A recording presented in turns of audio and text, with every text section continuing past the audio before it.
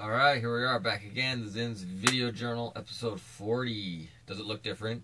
I got a new phone, so it's better. It's higher quality, all that good stuff. Hopefully it looks better. A little bigger area, I think. I think you see more of the studio, more of what's going on the wall, more of everything, more of me. Alright, anyways, so check it out. Video journal, episode 40 here in the Closet Studio. Thanks for joining. Busy week in the world of thezimarock and WOTS podcasts and such. I got a whole list of stuff to talk about. Now I'll start with, I'll start with the podcast like I normally do these days. I had Andy Palmer, booker for Nectar Lounge, on the podcast. Interesting. It was shorter. Interesting. We did it in the green room at Nectar. It was cool talking with Andy. Getting, one perspective of what it's like to be a booker in the city working for one venue. And what I realized after listening back to the podcast is, the experience, I imagine there's going to be different, there's going to be similarities, but there's also going to be different experiences with bookers and how they attract, music and how they put shows together and all that stuff. And what I realized while talking with Andy, one of the things I did realize was this idea of when venues, like there's this idea that I don't feel venues support local independent music as good as they could. And when I was talking with Andy, I realized that they don't have to, in a sense. There's, they know their circle of things, what works for them. They got their circle. They got bands that can draw. They know they have their circle, their influence, their what's going on. They know something about a certain section of bands. They know they work and they stay within that realm. They don't branch out. And it's like, what incentives do they have to branch out more? It's not really there. And I guess it's part of it is the fault. There's still not, I don't want to say fault, but there's still stuff both parties can do more of. The venues seeking out newer music and trying to support new music.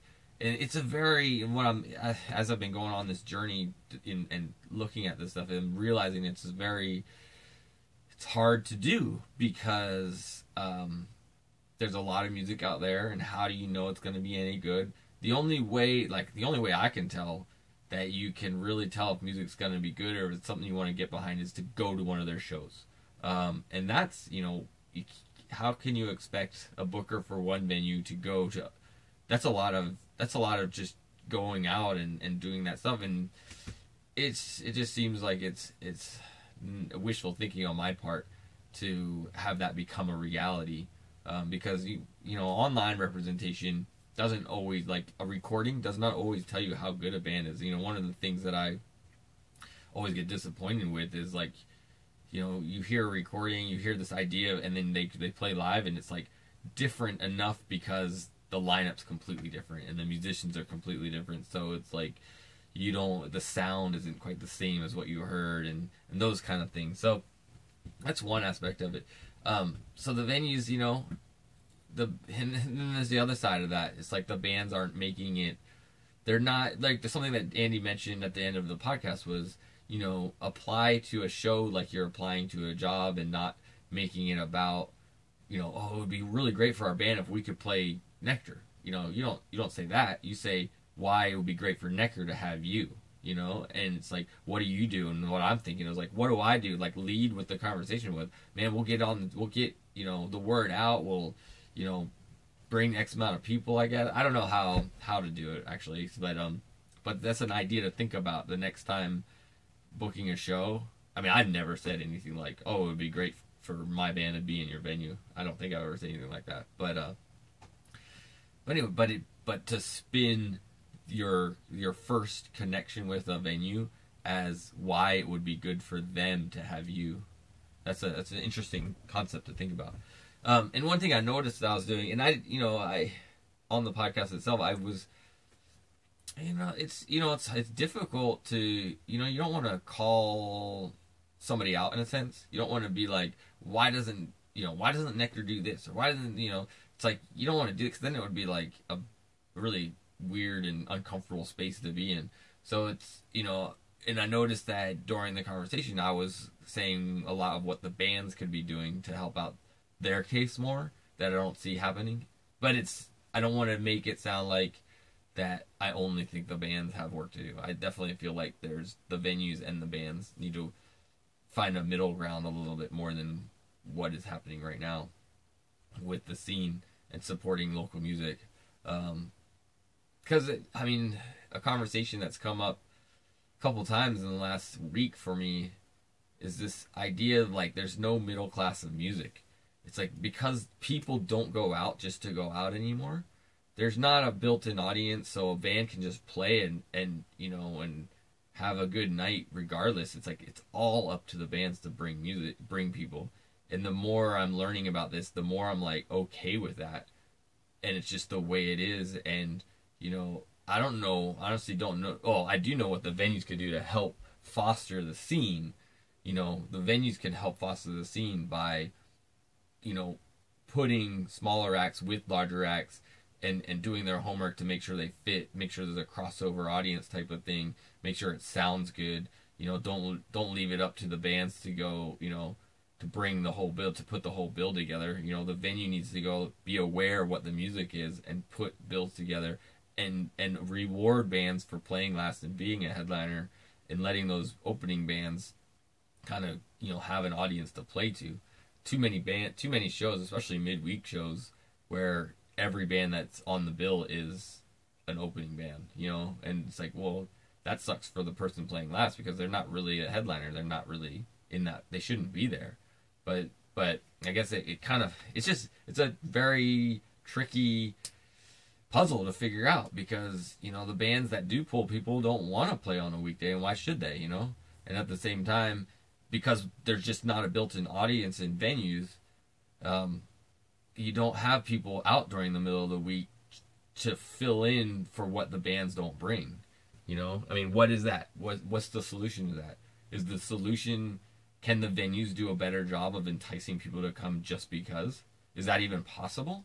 I don't know. The more I think about it, because it's there, the venues and both the venues and the bands are in it together in a way, because they're both trying to do the same exact thing. They're both trying to get people to their thing, And how do you do that? And looking at Nectar in particular, they wouldn't exist without music. It would be a totally different thing. It wouldn't be Nectar. It'd be what we know as Nectar. Nectar is a music club, and they're doing a great job of getting the hustle on and making sure that music happens. And they, and at the same time, like, imagine if there was no music there, nobody would go there. So the way it's set up, so it's interesting. It's an interesting conversation. But anyways, I hope you enjoyed the Word on the Street with Andy as episode 11 or version 11.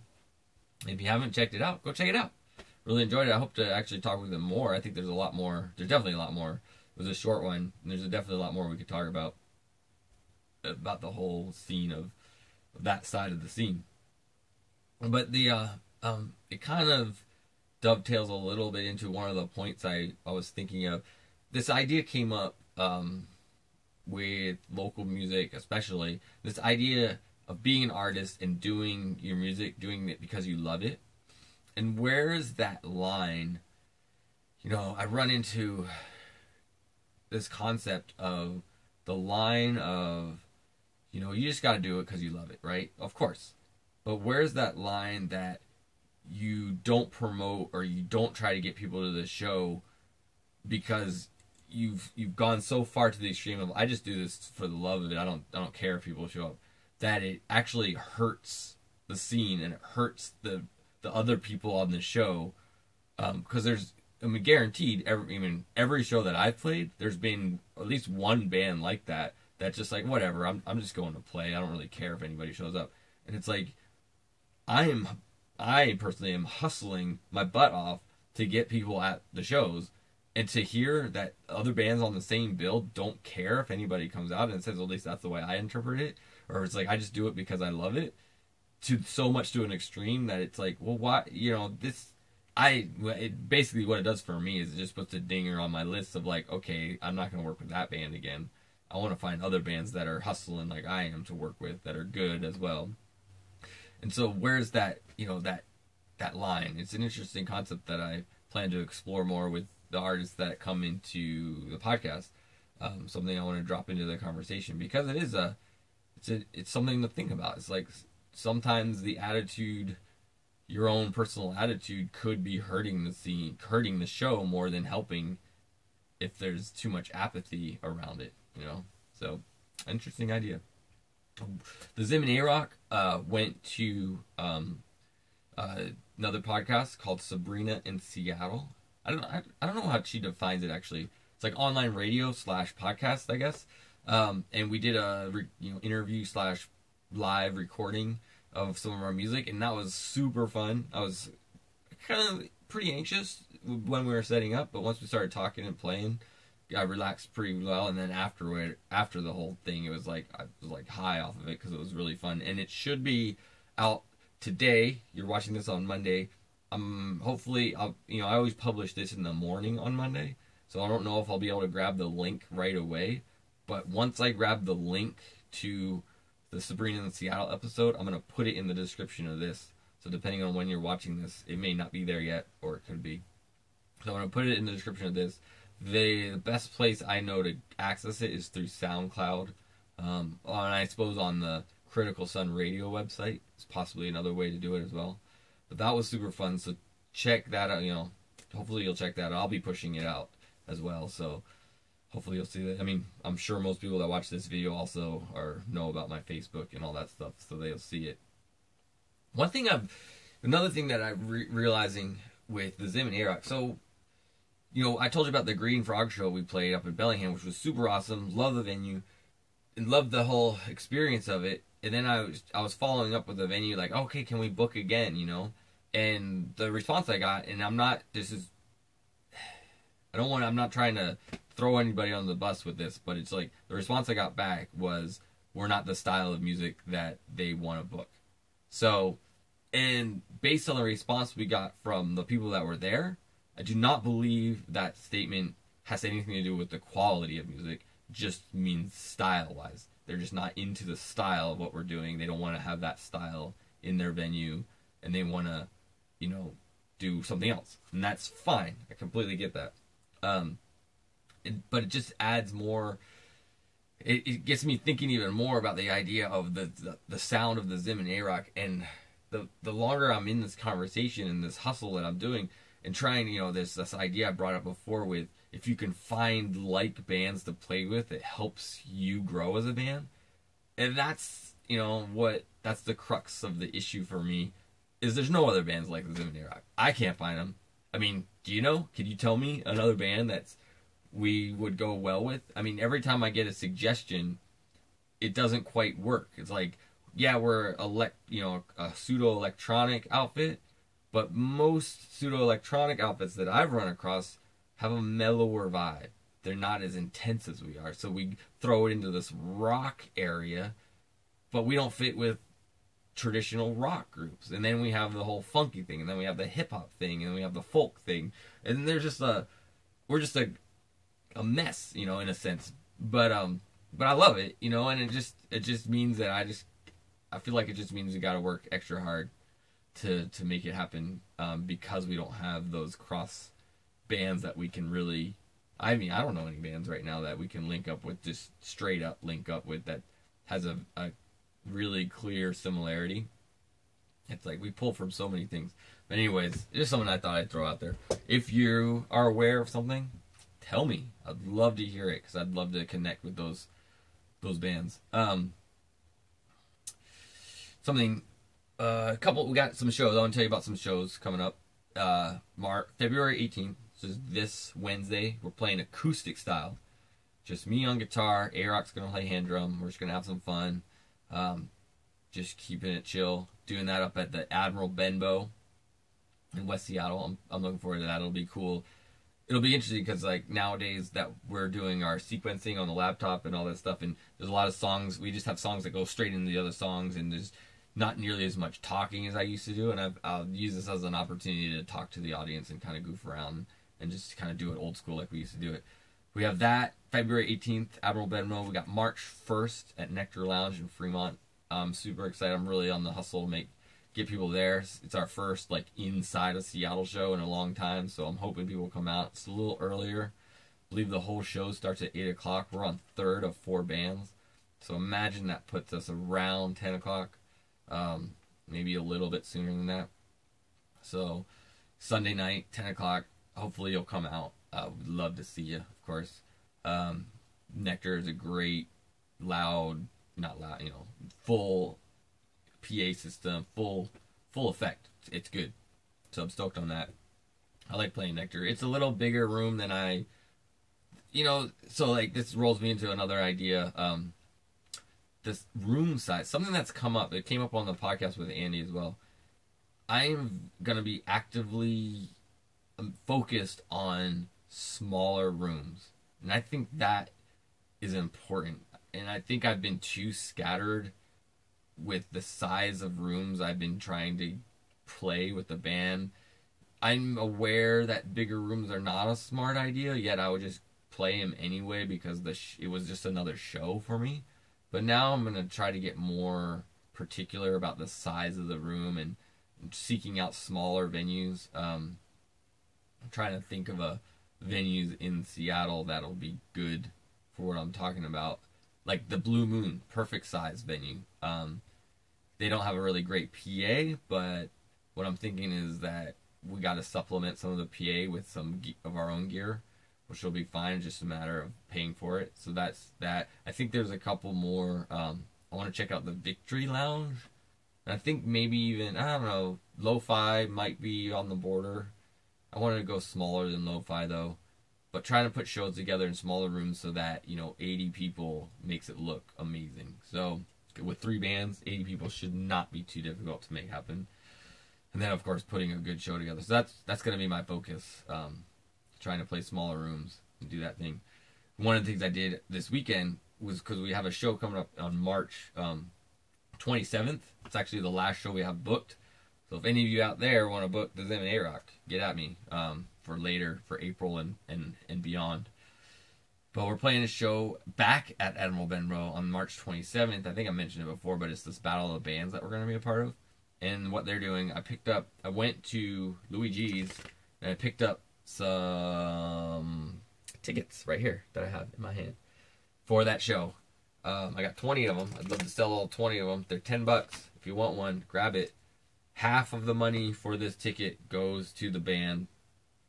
I don't know the breakdown of where the other half goes. Maybe it goes to pay the sound guy. Maybe it goes to the people putting on the show. I don't really care. I'm not going to get caught up in all that.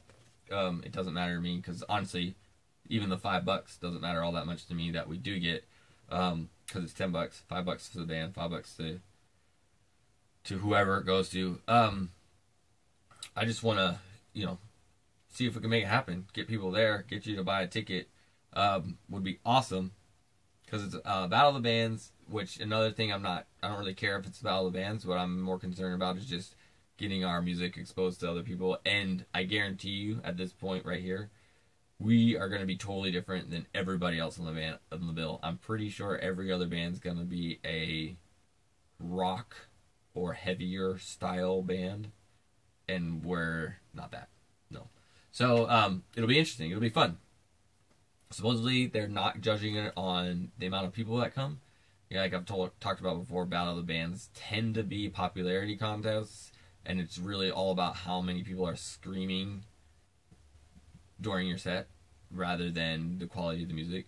And they have this whole, I don't know, my sheet's over there, but they gave a breakdown of the things that I'm gonna read it to you, actually. Why not? Why not? Behind the music right here, right? They have a sheet breakdown of what they're judging on. Of course, they say support. Well, this support. They have 6 things, I believe. 7 things. support for the show. So they're judging you on how you promote for the show, if you stick around for the other bands, all that kind of thing, how you support the whole show. It's kind of interesting. That's kind of cool. Originality. Oh, we got that one in the can. I've already mentioned that. Band chemistry. I mean, that's interesting. Stage presence, professionalism, skill level, crowd reaction. So those are all the things that they're, basing their judgment of the bands on. So it'll be interesting to see how it plays out. But, like I said, don't really care about the Battle of the Bands part. I just want to expose our music to more people. So we're on that show. But I have tickets. I want you to buy them. So get at me. You can, we'll figure it out. You can email. I'll put the email in the description of this. But, of course, you can contact us through all our social networks. But email is thezimarock@hotmail.com. You can do that, and we can work out how to get you a ticket. So there's that one. The last thing I want to mention is I just got done interviewing another podcast, which I'll go into more depth when it actually airs, but it was another podcaster named Aaron from the Air Raid podcast. It was really cool. Interesting, because I was kind of nervous, but I'll talk about it again later on. But I was nervous that because he's been doing this for 5 years, and he's been doing a podcast now, so he's way more knowledgeable than I am on the whole thing. So, and he's way more used to the idea of it. So I was just hoping that I did okay. And I think I did okay. It felt good. It felt really good. Anyways, that's it for now. Be sure to subscribe to this YouTube channel. It's youtube.com/thezimvideo. Go to it. You're probably watching this on Facebook or somewhere else. Go to the YouTube, subscribe to it. Also, go to the podcast. Click the link in the description of this video. Click it and go to the iTunes feed and subscribe to the podcast. If you love it, come to the shows, buy the music, or download it. Download it for free off of Bandcamp. You can have it. It's yours. Oh yeah. Today, I started working on Peace and Love Volume 4. Got some more tracks recorded. This whole week and the next weekend, I'll be working on it. So, and I'm thinking it might get done pretty soon, because all I gotta do is vocals and guitars, and then mix it and do that whole mixing thing. So should be done pretty soon. Pretty stoked. Anyways, thanks for listening. Thanks for watching. Hope you're enjoying your weekend or your week, and I'll talk to you next time. Peace.